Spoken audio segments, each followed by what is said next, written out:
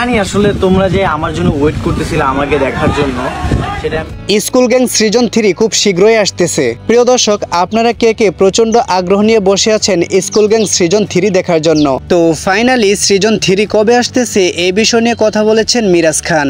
এই নাটকে সবচাইতে বেশি যে বিষয়টাতে গুরুত্ব দেওয়া হয়েছে সেটা হচ্ছে ফ্রেন্ডশিপ এবং কি বন্ধুত্বের খুবই আকর্ষণীয় সিনগুলো থাকছে আপনাদের জন্য। মিরাজ খান বলেছেন যে স্কুল গ্যাং সিজন 3-তে এমন কিছু চমক থাকছে, ওই সিনগুলো দেখলে দর্শকরা ভালোই স্যাটিসফাই হতে পারবে।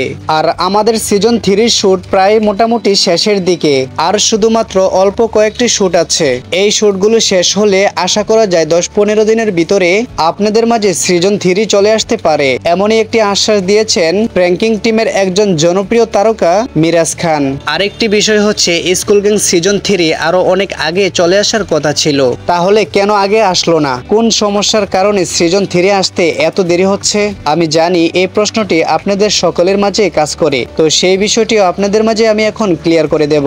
প্র্যাঙ্কিং টিমে রিসেন্টলি একটি ঝামেলা চলতেছে, সেটা হচ্ছে শায়লা সাথী এবং কি আরোহী মিমের। এরই সাথে এখন বর্তমানে ফেসে গিয়েছেন প্র্যাঙ্কিং টিমের চেয়ারম্যান আর্থিক সজীব সহ।